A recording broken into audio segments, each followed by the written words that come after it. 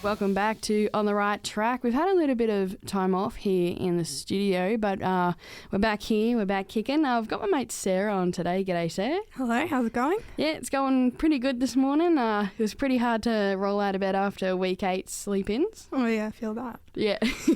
The Class 3 week 8s just happened here at the University of Canberra, and it was a nice little break. It was warranted, I believe. Yeah. Both got to go home, which was pretty good. Yep. Back to the big smoke. Yeah, pretty much. For one of us. Yeah.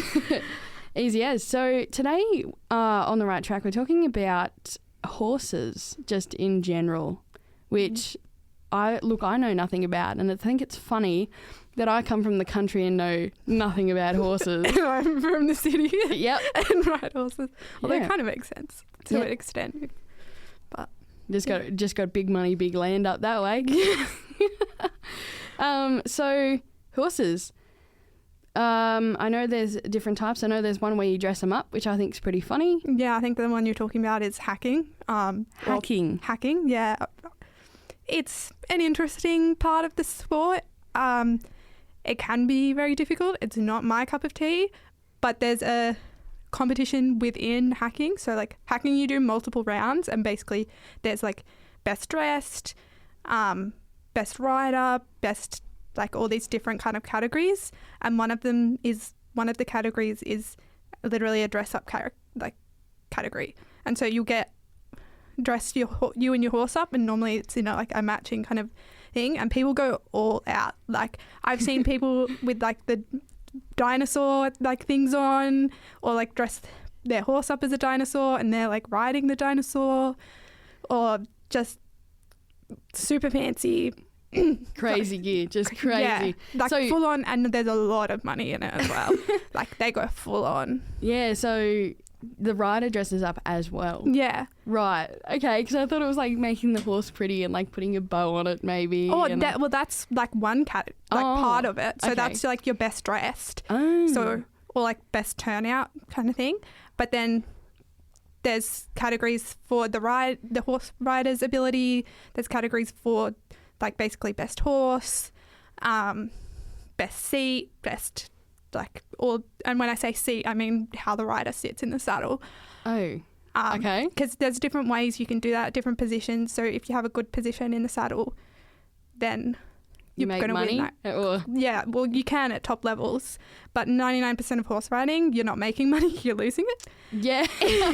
Even when I've won like reasonably big competitions, I haven't made my entry fees back. Yeah, wow. So, Yeah. I mean... So it's not a sport you get into if For you the want to money. win money. No, you get into it for the horsies. Yeah, that's why I do it. There They you love go. it and I love it, so that's why I do it. That's it. That's honestly, yeah. If they love it and you love it, great. A horse that doesn't love it, you'll know because they won't be letting you ride them. Yeah, right. So, it's not like taming a horse. It's like... I don't really like that kind of language to it. You're not... Yeah, fair. Okay. You're working with I know your horse. nothing about horses. Well, some people are like... Some horse people are all for that kind of language. But for me and the way that I ride, I'm not completely against it because I think it's just the language that we use, and it doesn't mean to have a kind of negative connotation to it. But I don't think you're taming anything. I think you're working with a horse to do something it enjoys, and something you enjoy. Because if you're forcing a horse to do anything, they are much stronger than us, and they have an ability to literally turn off their receptors to pain. So really? Yeah, a horse that's getting, like, in the wild is getting, like, eaten by a lion or something. If it's being bitten and it can't get away, it will lean back into the pressure. Oh. So it will turn off its pain receptors, and not all of them, like, it can still feel some pain, but it basically tunes out to it and leans into it rather than getting itself ripped out, partly to try and like crush the animal, but also to because it doesn't feel the same amount of pain. And also, if you watch horses in the paddock, like when they're with each other, they kick the shit out of each other. They bite each other. Like half the time you're like coming back, like when I have my horses in the paddock together, they're coming back with like bruises and cuts all over themselves from like beating each other up. What we could do to a horse, nothing compared to what a horse could do to a horse. There you go. I'm learning so much today. This is great. I'm glad. Yeah, that's bewildered me that they can just turn off their pain receptors. That's insane. Have you heard about this stupid, like, the riddle about riding in the horse and the horse is named Friday? Have you heard that one? No, I haven't. I'm going to butcher it on air. I know I am. But it's like, a man rides into town on Tuesday. He stays there for 2 weeks. What does he ride out on?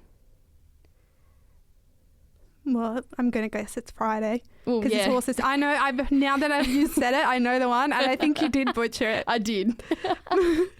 Yeah. Feel free to DM me at ontherighttrack.podcast the actual riddle, because it would be nice to know how it actually goes. Now we're going to head on to show jumping. So, is that what it's called? Yeah, that is what it's called. Okay. I'll just tell you basically what it is. It's you're in this arena, which is kind of a big square grass paddock. Sometimes it's sand, sometimes it's really fancy sand that costs a ridiculous amount of money, but we won't get into that too much. And you have a whole heap of what we call jumps, which are basically wooden poles on metal that are held up by what we call metal wings. They're just like the stands that hold the poles pretty much, but we call them wings. There you go. Sometimes you dress the wings up real fancy, like at my old pony club we had like big butterfly wings and things like that. And so you do a course of them, and it's depends on what kind of show jumping round it is, but 99% of the time it is fastest wins. But it's fastest clear time wins. And if you knock down a pole, you get 4 faults. If your horse stops at a jump, it's 4 faults. And normally you get added time, because then you have to represent to that jump. And so you have to do like a big circle. And so like... Go again. Yeah. And there's also a certain time that if you get slower than that time, you get more faults added to it. So I think for every second, it's another 4 faults. So how many faults were you allowed, sorry? You're allowed as many faults as you want. Oh. But if your horse stops at a jump, depending on the competition or type of competition that you're in, it can only stop 2 to 3 times, and then you're eliminated. Or if you fall off, you're also eliminated. Well, fair. Yeah. Honestly, I've seen the ones like they have the middle pole bits crossed. Yeah. Is that okay? Yeah, that's okay. That's called a cross rail. Normally they're used for like training and stuff. Okay. Because that's teaching your horse to jump in the middle of the jump rather than on the edges. But sometimes they'll have like a cross rail with like then a straight bar on the top, if that makes sense. So there's a cross in the middle and then a straight to add a bit of height. But normally if you're on like the lower levels of like a 30 centimetre class or something like that, because show jumping, each class is normally by height. So okay. Like, and it was height of the bar, not height of the horse, right? Yeah. And that sounds so silly. Yeah. It's something that probably I don't even think about, but yeah. It's height of that the bar or pole is at, not the height of the horse. Although can be, some classes have limits onto how tall the horse can be and things like that, or age of the rider, things like that. There you go. So there's any kind of category you can think of that might be horse related. Yeah, horse or rider related, to reduce the amount of people in each class or to categorize things, is probably used at one competition somewhere.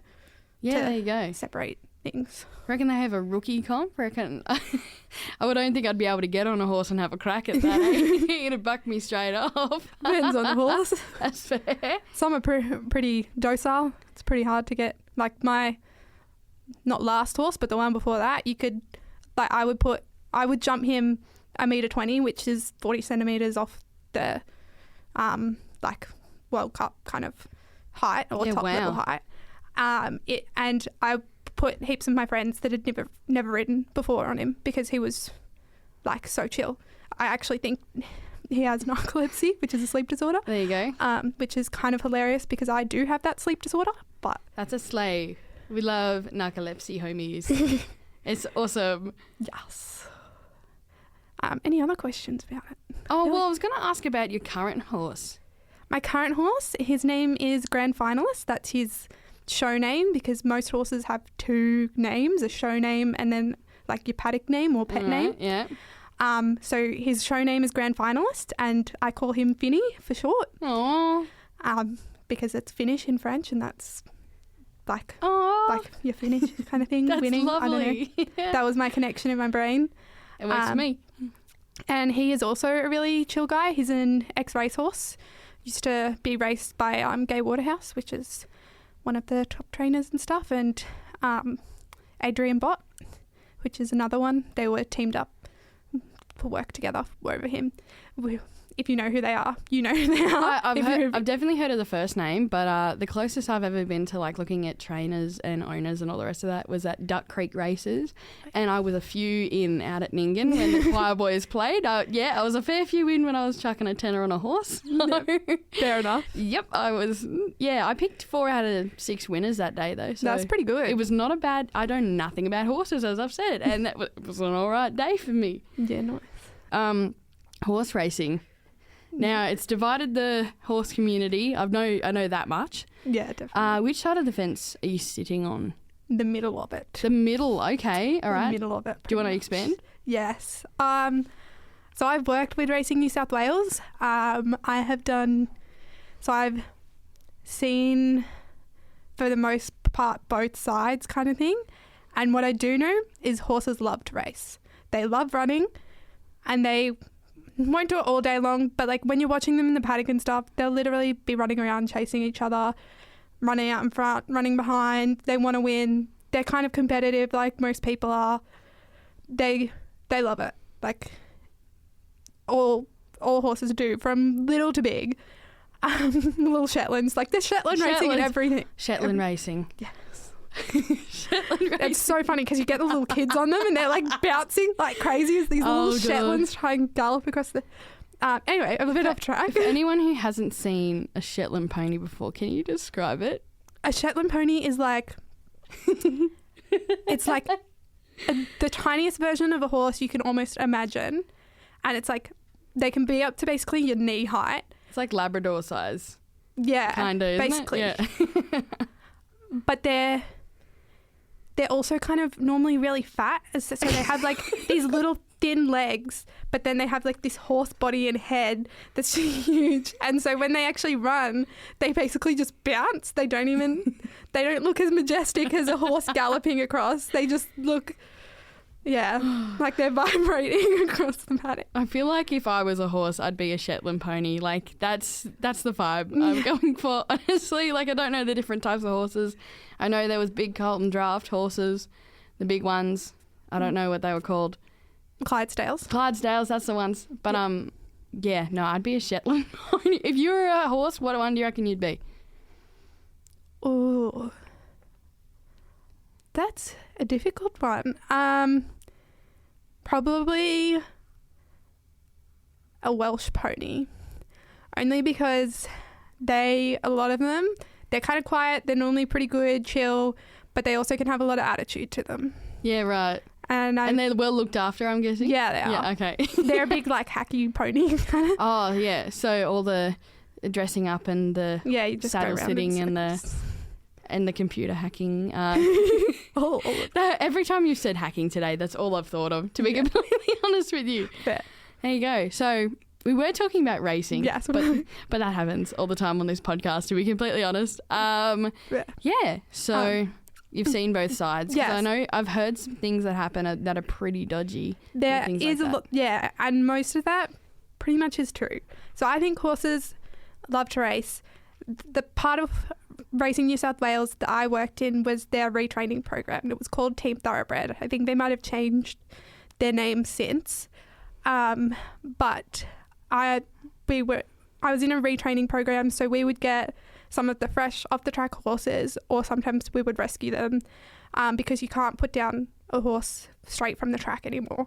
It's against, like, if you get caught as a trainer or a breeder doing that, you'll get banned from racing. So that's good. I didn't know, because I used to just thought if you broke a leg or something, you were gone. Well, if you break a leg, like if there's reason to it, for the most part, healing a horse. A couple of years ago, if a horse broke a leg, it was the end of the horse's life. Like, you can't really recover from that. But there is been a lot more progress in veterinary medicine, so it's a bit more achievable. But you also have to think about quality of life for the fair. horse. So it depends on the injury, but for 99% of the cases, a horse that comes off the track will either have a minor injury and it just can't race to that same standard, or will have just run its course in racing, hasn't been fast enough, or whatever. Like, so they've come off the track, and then they need new homes after that, because unfortunately racing breeders and trainers don't want to keep their horses forever. But that's just the way it goes. And so that's where my job came in. We would get some of those horses and we would train them for a bit to become what we call riding horses rather than racing horses, and then sell them on to what would have been our clients, or people that wanted to buy a horse that wasn't completely fresh off the track, or maybe didn't have the knowledge. So we would assess people's riding and then kind of show them the horses that we had that we thought suited their abilities and what they wanted to do, and then they would either buy them or not buy them. But yeah, so like rehoming horses to like nice places, nice farms and gear. Well, that's a lot nicer than what they bloody used to do to them. Yeah, exactly. And that was kind of the goal. Racing Victoria does a similar program, but a bit different. But across the board in Australia, there's that rule of you can't put down a horse straight off the track. It has to be assessed. Yeah, assessed and rehomed. But so I've done that, and that's my connection or understanding of Racing New South Wales. So I wasn't in a racing stable per se, but I did see a lot of the things and problems that had come from horses that have raced a lot.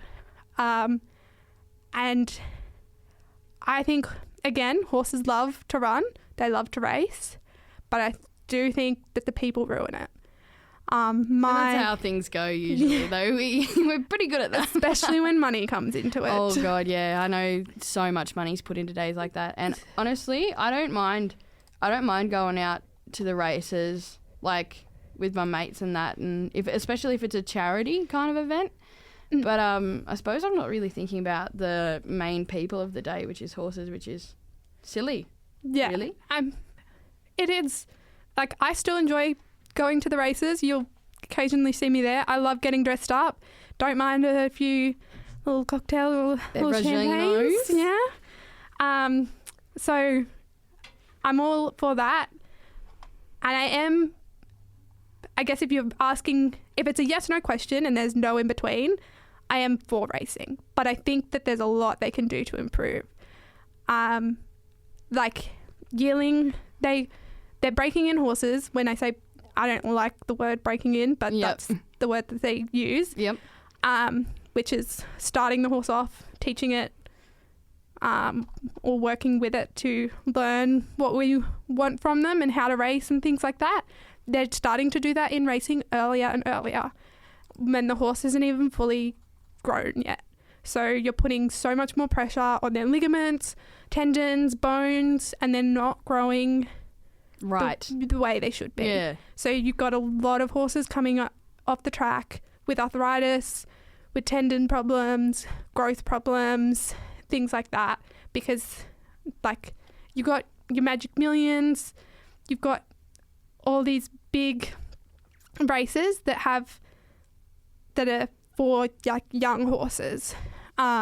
Fillies, isn't it? Is that young horses, or is that a complete wrong term? Filly is like a young female horse. Oh, okay. Righto. You got filly and colt. Oh, okay. So it'd be those kind of horses running in those. Yeah. So usually they're like yearlings is when they kind of have started, and then you've got 2-year-old races, and they're doing more sprints than ever. So they're putting like so much like exertion on this horse. Yeah. And the way they're breeding them as well, I don't think, from what I've seen, they're breeding the fastest horses, which isn't always the best horse to breed, because you've got to look at their bone structure like the strength of their ligaments, the strength of their tendons, their like body composition, their temperament. A lot of the time they're not breeding for temperament, and so you get lots of barrier rogues, which a barrier rogue is basically a horse that doesn't want to go into the barriers or start gates. Oh, okay, yeah. So my horse that I actually bought off the track was known as a barrier rogue, which now, knowing him, I think is absolutely crazy, because he is the quietest, most docile, like one of the quietest, most docile horses I've owned. Literally, I've got a giant soccer ball. Another sport that's in horse riding is horse soccer. Horse soccer. Yeah. So there's this giant soccer ball, and you basically run at it with your horse, and the horse kind of runs into it / kicks it, and you've got to work in a team to try and get it in your goal. So I'm starting to believe that you're lying to me. Like, I literally have a ridiculous video of this on my phone of this giant soccer ball that's like a horse soccer ball. There's videos about it on YouTube, so look it up. It's a legit thing. Horse soccer. There you go. But I have a video of me rolling this ball at him, and it gets stuck under his stomach because it's just like his stomach is just below where the top of the ball is. Yeah. So it gets wedged in between his stomach and underneath him, and he is literally standing there half asleep. Oh, God. And like this, I can crack a whip off him, I can do anything and everything. He wouldn't care. But apparently he was a barrier rogue. Oh. So, which is another reason if a horse doesn't want to do something. Obviously, I think because he had an injury while he was racing, I think it was probably lined up with that, and he went, running hurts. Yeah. So I don't want to do it. And that's why he's become a barrier rogue. So they had to give him a whole heap of time off and stuff like that, and then brought him back. Well, I'm glad he started his new career as one of the horse Matildas. Or the Socceroos. Or I wonder what they'd call them. Yeah, that's funny.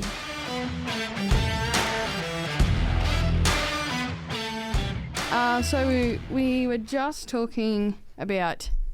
What were we just talking about? We were trying to talk about racing, but we got a little bit distracted with horse soccer and miniature ponies and Shetlands and all that good stuff. That's what On the Right Track is really on about. It's about not really being on the right track, which I think's great.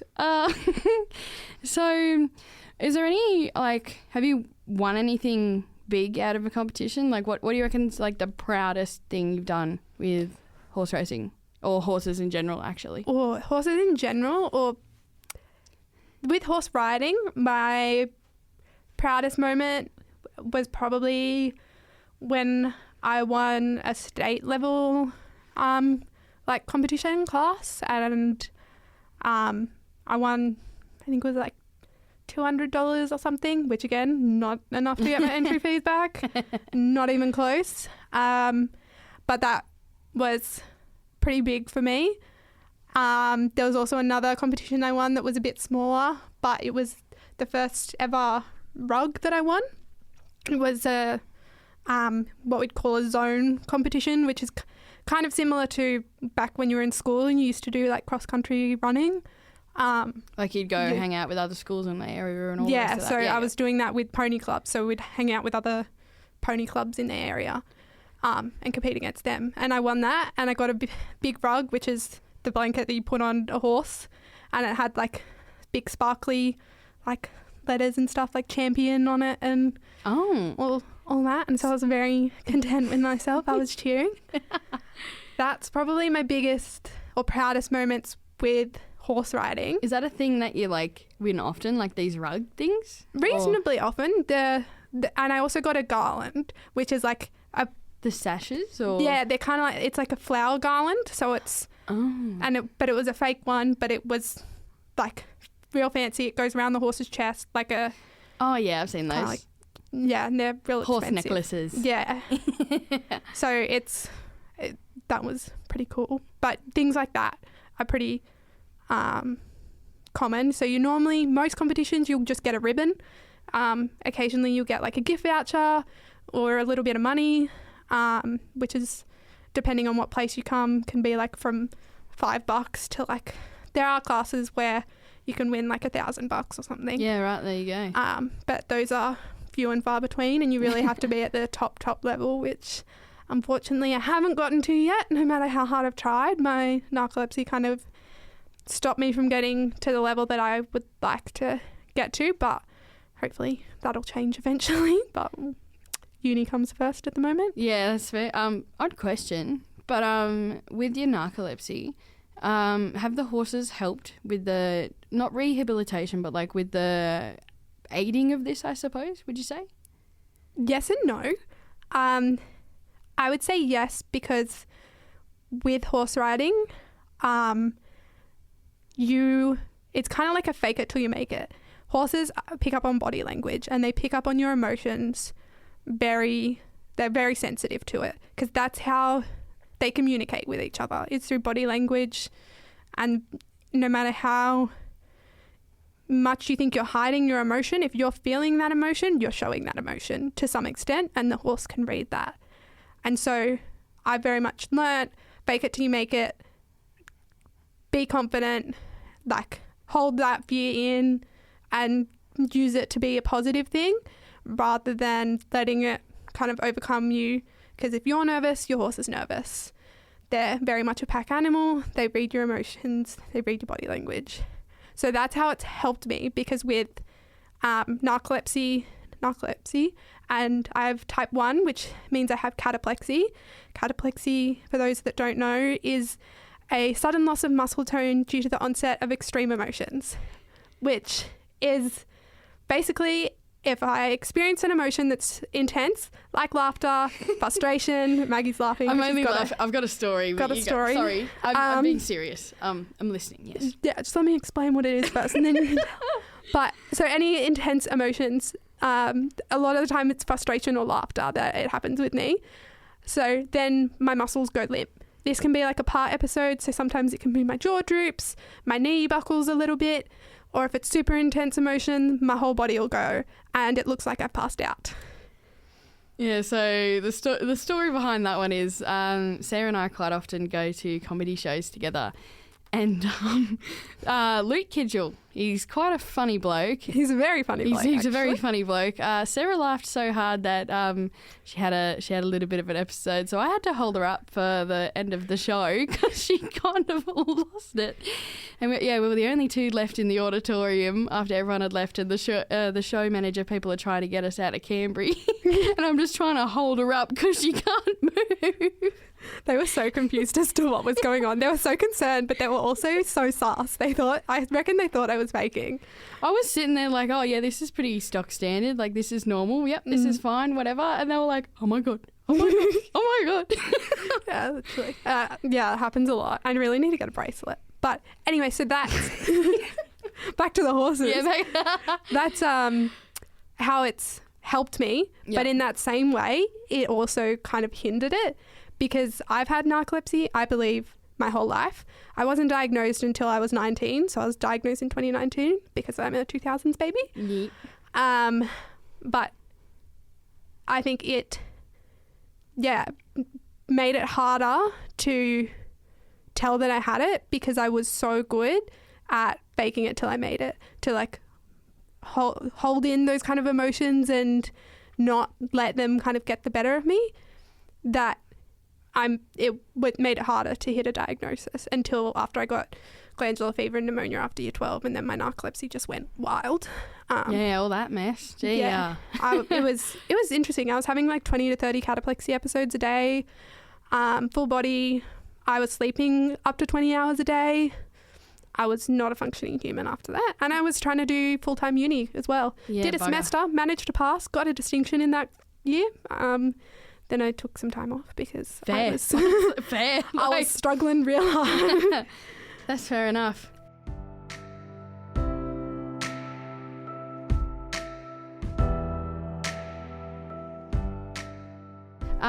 We're back in the studio here talking about our wacky, wonderful sport of the week, which we think is quite fitting. Hobby horses.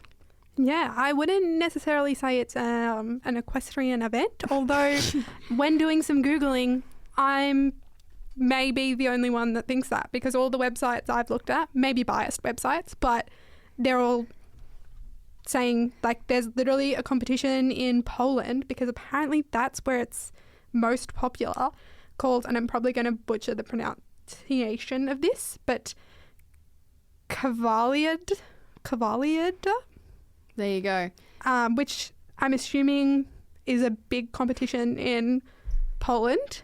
That they actually compete. If you don't know what hobby horsing is, it's basically a stick.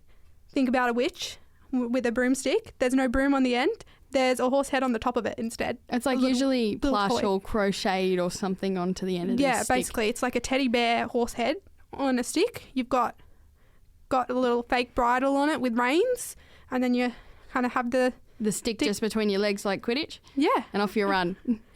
And then you go over these jumps, which when you watch some of these videos is actually insanely high to jump.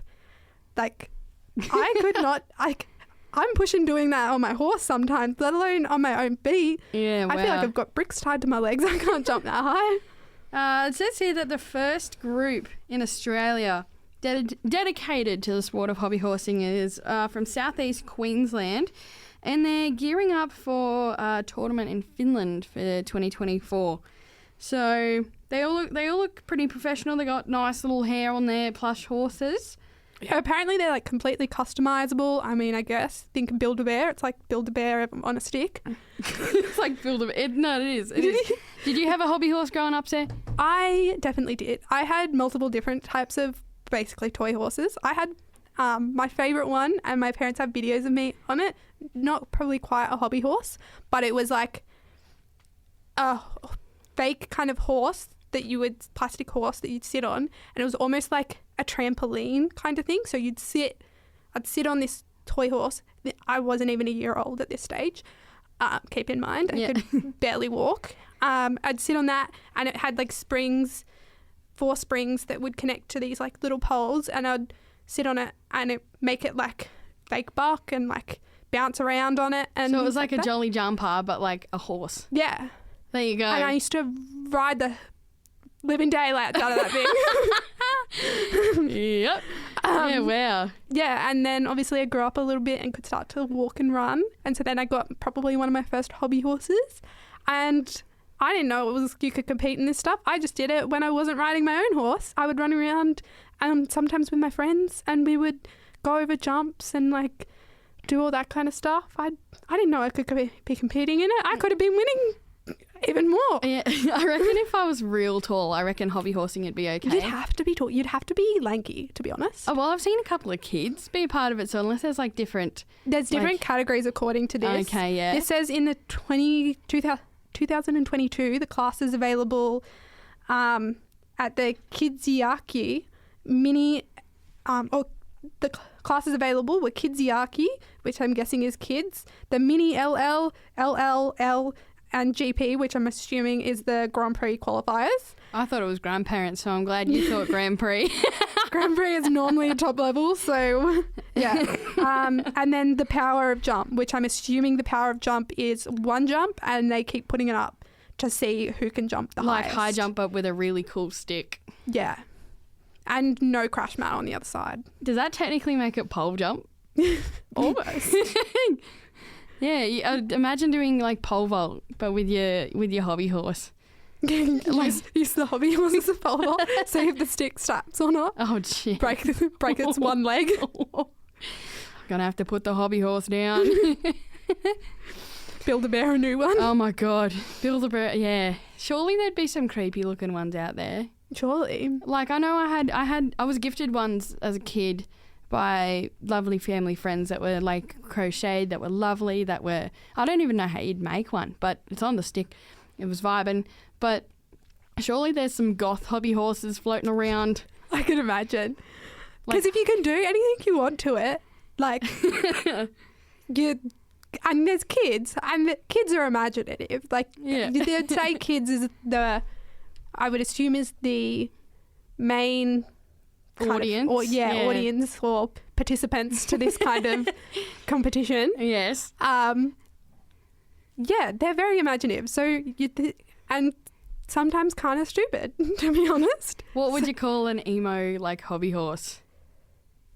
You like I don't even, maybe that's the question of the day. Like, I know no one answers these questions, but if you feel the need, DM me at ontherighttrack.podcast. What would you name your emo hobby horse? I reckon it's probably both an emo name and a not emo name, but Flicker.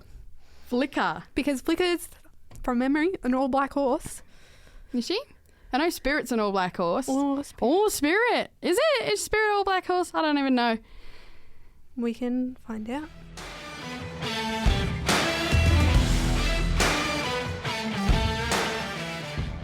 We just looked at Spirit over the break and saw that Spirit is in fact not a black horse. Was Flicker black? Flicker was black. Okay. I believe that Spirit is either a roan or a bay horse. Can't really tell from the photos because each photo looks slightly different in colour, but that's basically just saying brown for those non-horsey people. Yeah, she's brown.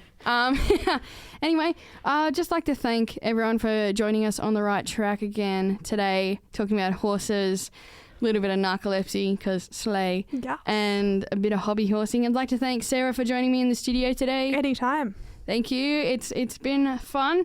DM me at ontherighttrack.podcast if you have any ideas that you want in the podcast, and also the question of the day, which is, what would you name your emo hobby horse? And yeah, feel free to DM me there, and we'll see you in the next one. That's bye for now.